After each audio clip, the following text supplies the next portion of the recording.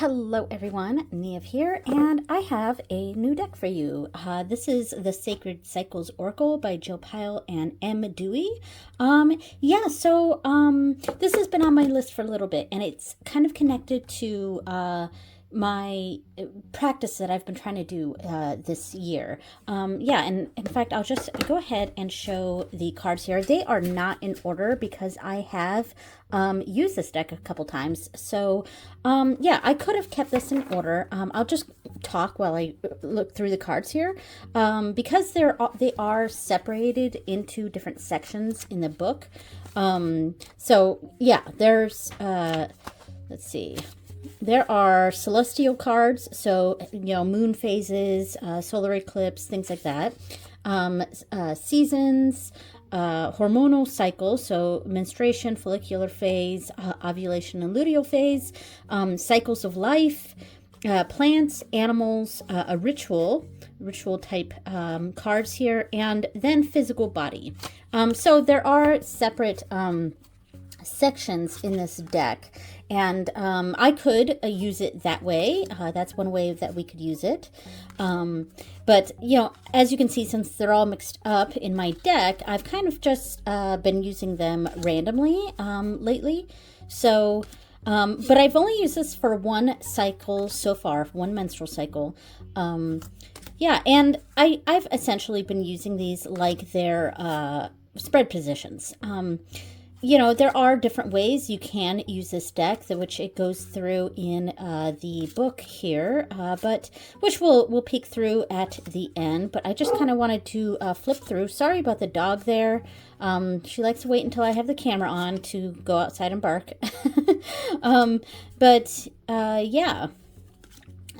Speaking of my ritual room, I just did a cleaning of the room, in which I filmed for my Bjoltana ritual. And that is up on my channel. I might have to go through and do a quick camera, quick room tour post cleanup. But I don't know. I haven't decided yet. But speaking of my ritual room, this morning I've kind of just been having a lot of ideas on how I want to, what kind of furniture items I want to get to house all my tarot and oracle decks. And one of the things I'm going to be doing when my oldest moves out, she's an adult now, but she's probably going to be living with us for a couple more years. When she moves out, my youngest is going to move into her room, and then I'm going to get my youngest daughter's room for my ritual room. So currently I have this space here, but with my ritual room right now, it's like a 3-season room, so it's pretty much unusable for most of winter. I have a space heater, but it only does so much. So I'm looking forward to moving my ritual room into her room. But that'll be for a few years, so I'll be in this space for quite some time. And I've kind of been thinking about what I want to do to have better tarot storage in the meantime. But anyway, I just wanted to ramble a little bit while I was flipping through these cards. I love the artwork on this. It's very beautiful, very kind of primal. And so because of that, I did pull out one deck that gives me those same sorts of vibes to pair it with this. And of course, since I use these as spread positions, a lot of what I was doing was covering this whole top image anyway, so it didn't quite matter as much whether the decks paired well or not. But I might want to, for certain readings, I might want to utilize the imagery and stuff. So there we go. So I went through all the cards there, and I'm going to pull out the book here so we can kind of just look at what different ways that we can use this deck. So of course, it doesn't have to be tied to a menstruation.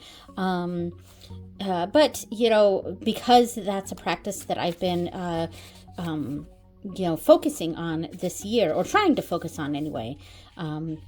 So I think maybe I can't remember if I used a spread or if I just did my own little thing, because I think I just pulled 3 cards for my reading. But they have like three or four different 4-card spreads here. Like they've got a Cycle of Life spread.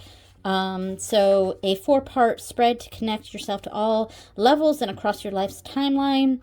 Choose 4 cards using the intuition or the directions from the How to Use this Oracle section. As you pick each card, lay out in the Cycle of Life formation and focus on the intention of the spread. Oops, sorry, I bumped the camera. So first card is Inner Child. Second card is Present Self. Third card is Wise One. And fourth card is Higher Self, which that's weird. I would want the fourth card to be at the top because it's Higher Self. I would switch this and I would do 1, 2, 3, 4. That's kind of how I would do it, but that's me, and of course everyone can do what they want. And this is Dark Moon, Waxing, Full, and Waning. I like this layout. I do like that. That could be a good month ahead sort of spread. Whether I'm using this deck or just any other sort of month ahead deck. Maybe I could do that for the next new moon. I'm not sure. And then this one is north, south, north, east, south, and west. We could do that. And it's the same 4-card layout. Okay, so it's 3 spreads that are basically the same 4-card layout. Just different themes to it. Yeah. So then it starts going into the cards themselves. And what I did like about this is that each card kind of had a journal prompt at the end. So I kind of used that as the general spread position. And I think that's kind of what the purpose was for the journal prompt section. Yeah. So when I pulled random cards, like I'm going to pull a random one here, follicular phase. So the journal prompt was, what am I currently co-creating with the universe? How might I expand the vision I have to create heights? So that's the journal prompt, which to me is a spread position. So that's kind of how I was using that a little bit. But of course, you could use the cards themselves as cards, so if you pull the spring card, it is I am ready to grow. Yeah, and then there's a whole section on that, or whole write-up on each card, which is really nice. Let me see what there is at the end here. No, it just talks about the authors and the illustrator and the acknowledgments.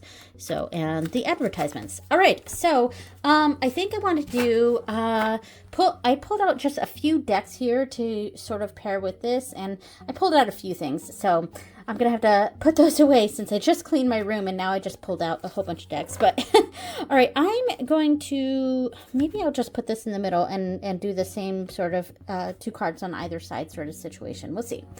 So the first one I wanted to pair with this was going to be the Gentle Tarot. And this is not a deck I use a lot, but I feel like the style the art style goes pretty well with this. So I thought I'd maybe pull this out. And I think I'm going to pull off a chunk of the center here, just so the piles are even. All right, so... Oh, and this is the extra card. I'm going to pull that out so we just get the normal tarot cards here.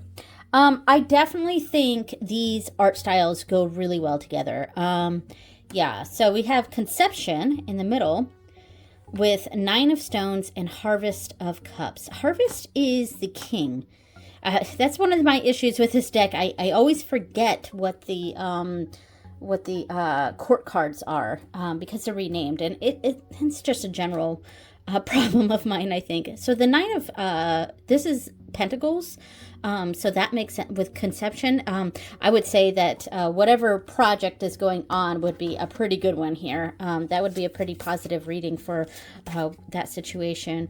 7 of Thunder and Flower of Stones with the first quarter moon in the middle. Actually, I'm really feeling drawn to this connection here between these 2 decks, which is good because I've had a very difficult time connecting to the Gentle Tarot. And I have the mini version, obviously, and I've been wanting to try to use it more, but well, there's not a lot of decks I have that really pair well with it, and but the art style of this, the general vibe goes very, very well. I think these are a good match, and I may actually try to use. Maybe I'll use this combination for a nightly reader one week, maybe even this month, because I am liking this, and I might use this combination for my next menstrual cycle. Yeah. Actually, I quite like this. I think this is working out really well. Ooh, look at this. Three of Thunder, that's the swords, with Spring and the Four of Stones. Four of Stones is the Four of Pentacles. So it's kind of being like, this is the aspiration, is to break out and to come out of the shell, or, you know, the flower, come out of our flowers and break this disconnect that we're having, because the Three of Thunder, and I especially like the way that while I may not while I may be having difficulties connecting with this deck, I actually love this Three of Swords, because it, you know, the swords is the suit of the mind, and but we have the Three of Swords that's often depicted as a sort of heartbreak card, so it's very emotional in a suit that's all about the mind. So I often read the Three of Swords, or the Three of Thunder in this case, as a disconnect or an imbalance between heart and mind. Like our heart and our mind are not aligning in a certain situation. And that's kind of how I read this. So I actually really love this depiction of that, because it's a literal heart, but it's also the mind, and we all see the lightning strikes and things like that. So I actually think this is, I definitely see this as kind of my perfect representation of the Three of Swords. So anyway, I talked a lot about that. So a disconnect of that, and a wanting to be locked in, because that is the Four of Stones, hoarding our resources, not opening up. So that's kind of how I would read that. One more here, Flower of Thunder, which I think is a knight, because I think seeds are pages, flowers are knights, I think. I forget what the queens are. I'm not going to search. So I'm just going to say this is the Knight of Knight of Swords, with Summer and the Hierophant. Ooh, interesting. All right, well, I really like this combination. I actually think it worked very well. Even just this sort of layout with it too. Just the middle card being, the theme, or what we're supposed to focus on, and then an expansion of that message with this deck. So the next one is going to look very different, and that is the Mars Power. But this one is definitely it's very menstrual to me, this deck, and I have used this deck for menstrual readings, because it's just got that raw, almost angry sort of vibe to it. It's a very raw deck, I feel.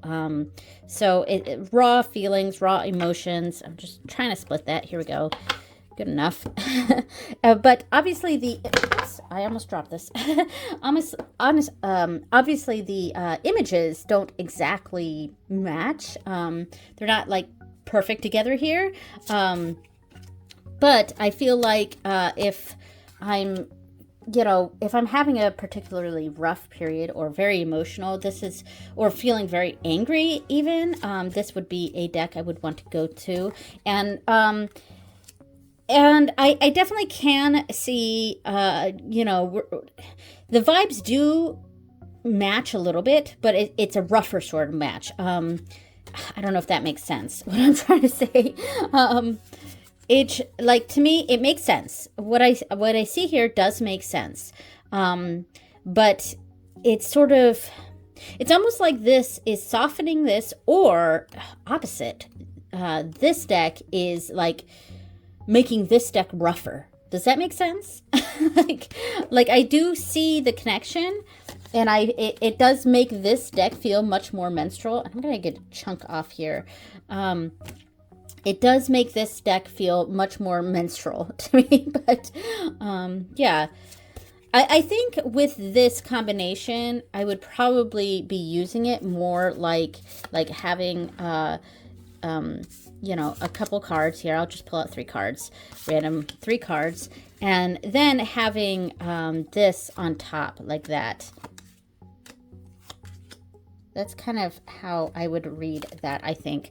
And then not really paying attention to the pictures themselves on the Sacred Cycles deck, but instead paying attention to this and then having the keyword underneath. And that is one of the features I do enjoy about this deck, the Sacred Cycles, is having those keywords at the bottom, so I can use it in this sort of setup.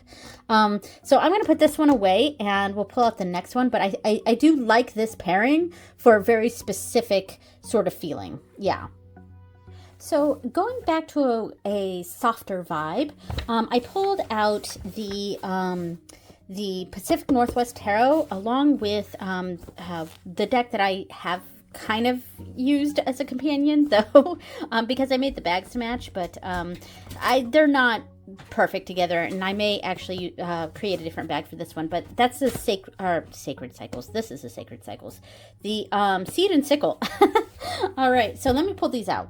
Okay, so I've pulled out one of the Seed and Sickle cards. Now, this is a deck that uses like 2 different interpretations for each card, and it's something that I don't love about this deck because it annoyingly comes with 2 guidebooks, which, yeah, I actually find this very annoying. It was interesting at first, but it's very obnoxious. But I plan to do a my own little deep dive study of this deck and kind of come up with my own meanings and put it in one book and just have that with this deck. I think that's kind of what I'm going to do.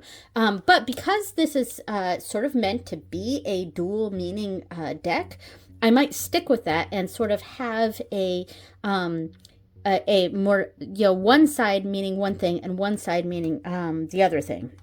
And connecting to that, we could have the dawn meaning over here. So let's do ovulation. I'm just pulling randomly. And the dusk meaning over here, clitoris. Ooh, okay. All right, and then what I can do is pull from the Pacific Northwest Tarot to kind of have the meaning, and maybe we'll actually do it like this. Maybe we'll put the meaning down here. I don't know. I don't know what's best. So King of Swords, or Knight of Swords, sorry, and the Ace of Pentacles. Interesting. It's for so then we have like 3 layers of this reading. We have whatever the situation's going on. We have maybe the positive and the negative, or the mundane and the spiritual. That's maybe one way to approach that. The different sort of it's 2 sides of something. One side is this and one side is that, and this is the core of that situation. And then we have ovulation to represent this side, plus the expanded meaning, and then clitoris to represent this side and the expanded meaning. So I mean, it's an interesting sort of layout. I'm just gonna do this here and see how I feel about this. I do kind of like this sort of setup here. I think it could work. Yeah, so, and it does, I mean, it's using 3 different decks here, which I think they all kind of go well together. They're all different, but they all have a very soft vibe to them. So, I feel like it would be a gentle reading, and, you know, of course, we could use the gentle tarot with that. But for this, I'm using the Pacific Northwest, and I do kind of like this. So this could be a potential layout, something that I work on especially when I do a deep dive of this deck particularly. Yeah. So I'm going to pull out one more little layout here. Alder with luteophase and labia. And of course, we could separate this deck out into its different sections and use something, you know, use a sort of layout from that. Yeah, so I mean, this is interesting and I like it. Okay, I did quickly just separate this out into their sections. So we have the celestial stuff here, so all the things with like the moon and the sun, etc. The seasons here, there are 4 cards here. Autumn, spring, winter, and summer. Oh, they call it fall. I call it autumn. And then the cycles, the menstruation cycle here, the cycles of life, the plants. There's 4 plant cards and four animal cards. Then the rituals, and finally the physical body stuff. So I've separated it out that like this. I'm not sure what I want to do with this. Just thinking that maybe there could be some sort of spread using 1 card from each section. So let me just lay out a single card, and I'll grab another deck to just kind of layer on top maybe. Okay, so we got 1 from each. And maybe this is kind of the spread itself. And we could read just like that if we're just doing 1 card from each. And, you know, each of these cards has a meaning to it. So you can do that. I mean, red tent here. I'm going to look up red tent and to kind of understand what what that means or what that's talking about. Let's see, ritual.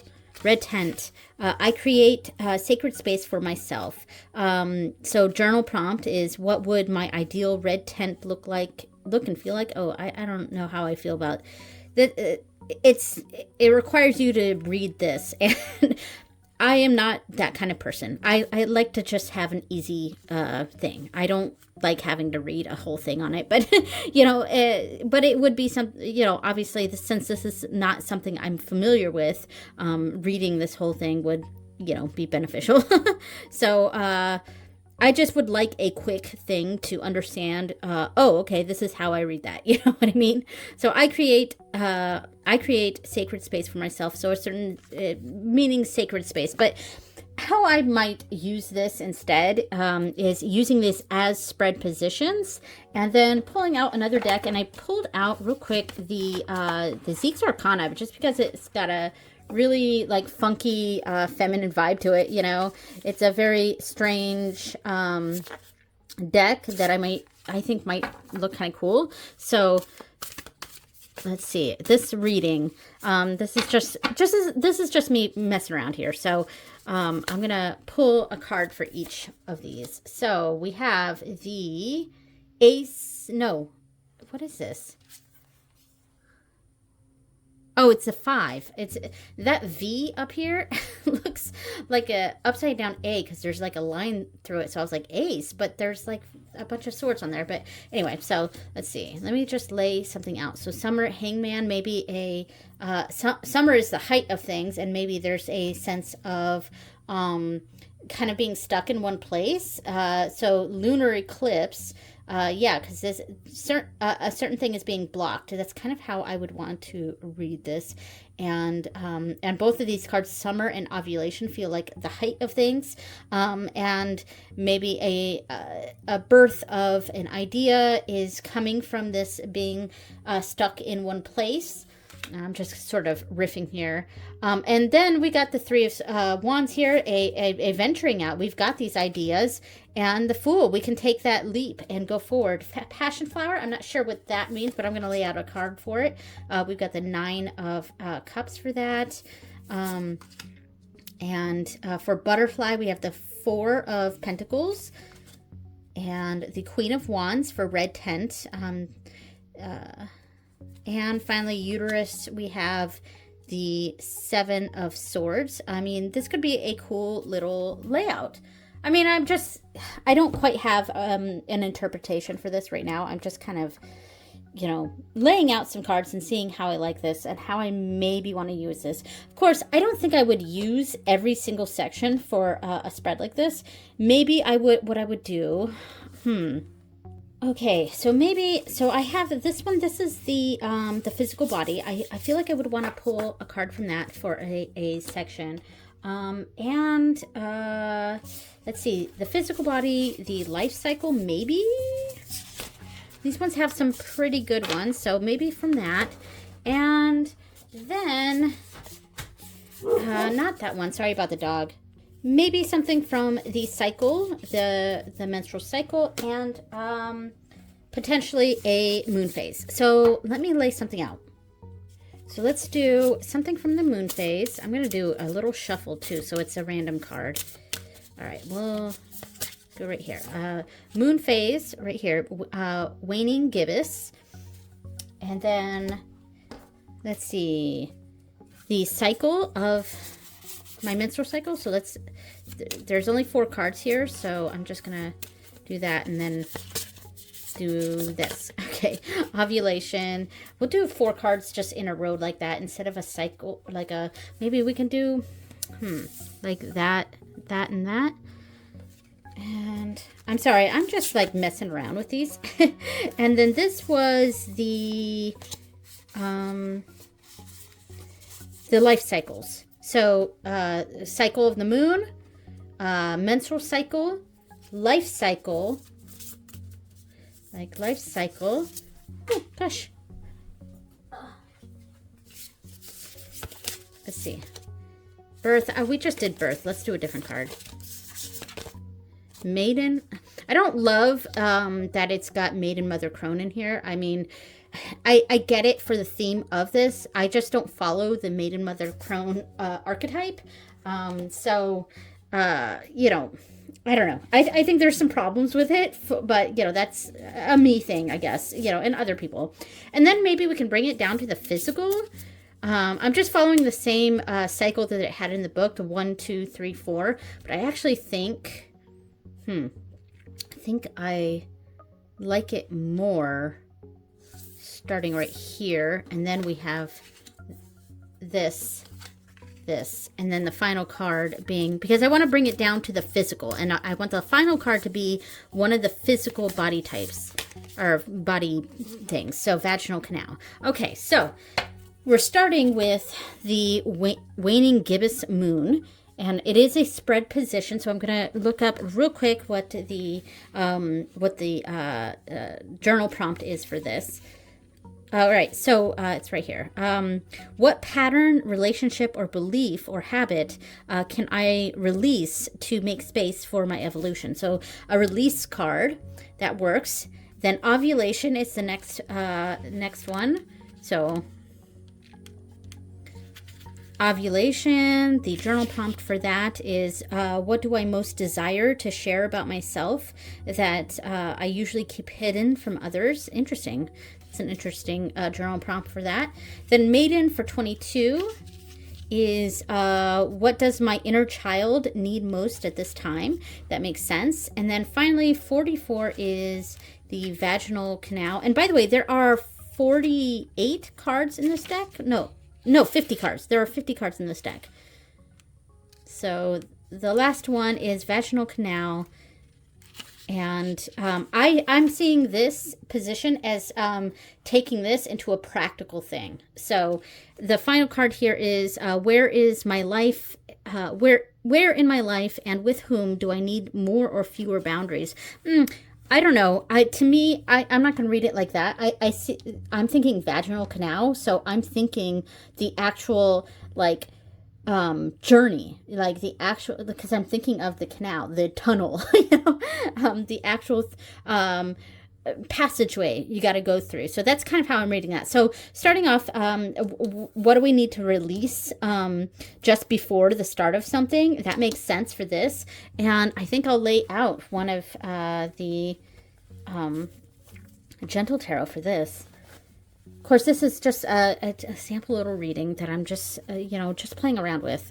This already went longer than I thought. I thought this was going to be a quicker video.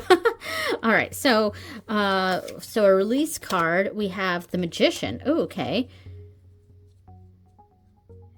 Thinking we can do it all, maybe? I don't know. Let's read the rest of this. Ovulation. To me, it's because it had a different thing. I think it was like, what are we keeping hidden that we want to show, or something like that. But I don't know that I actually like that journal prompt for this. So I did like this. What do we need to release? Potentially a sense of thinking we can do it all.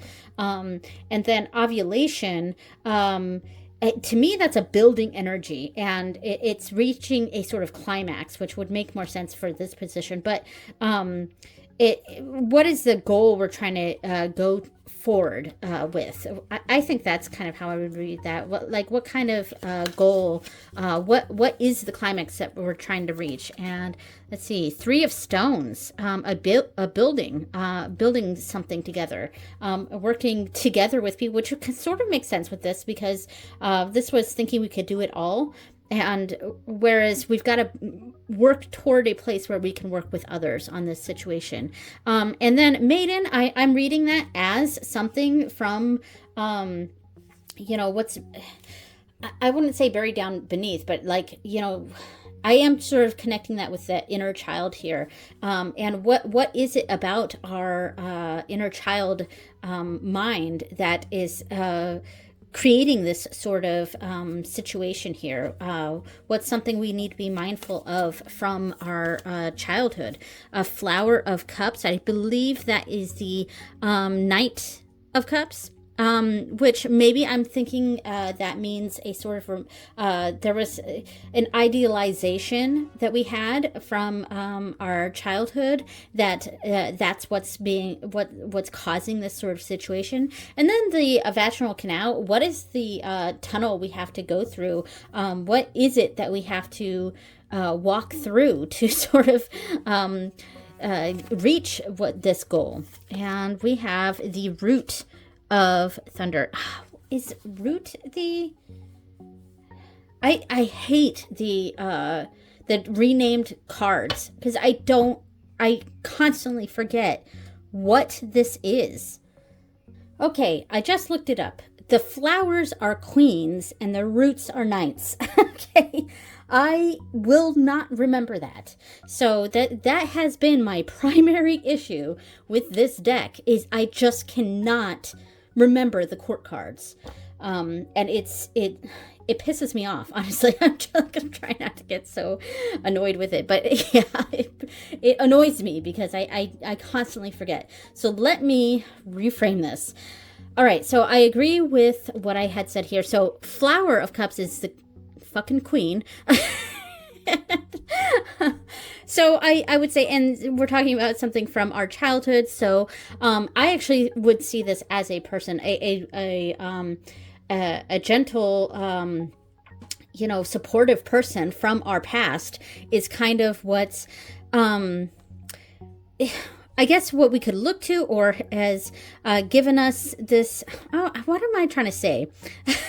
See, and this is the problem I have had with this deck is it just messes up my brain.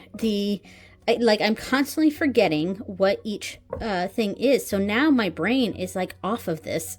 Let me maybe pull a different card for this so that it's not a court card. Four of Stones. We'll do that. All right. So, yeah, and that actually makes sense with this too. So from our childhood, we've maybe had to hoard our resources or hoard things to ourselves. And then this, maybe even a lack of sharing or something. And so thinking we can do it on our own is something, an idea we need to shed to work towards working with others on this particular issue and addressing that need for like hoarding or bringing things in. And then the Root of Thunder is the Knight, and that's the Knight of Swords. So just pushing through and doing it. So there we go. All right, that took a while just because I get so irritated with the court cards in this deck. All right, so there we go. And I like this. I think this layout worked pretty well. That said, I think overall, when I use this deck, I think I'm just going to mix them all together because separating it out into their sections was actually quite a hassle. And I ultimately, I would rather not do that. So I think with this deck, I'm really just going to be using it as a random pull.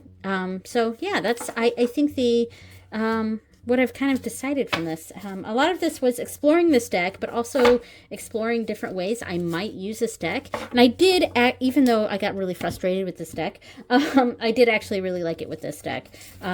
So I think I mostly liked it with the single card in the middle and then the two cards on either side. Oh, I'm gonna get mad at this Flower of Cups now just because it made me so irritated. All right, yeah. So I actually liked this layout the best with these two decks particularly. So yeah. Anyway. All right, well, that was the Sacred Cycles Oracle. Yeah, I do really enjoy this deck, and I'm looking forward to using this more often, especially during my menstrual cycle, during that practice that I'm trying to cultivate for myself here. Thank you so much for watching, everyone, and I will see you next time. Bye!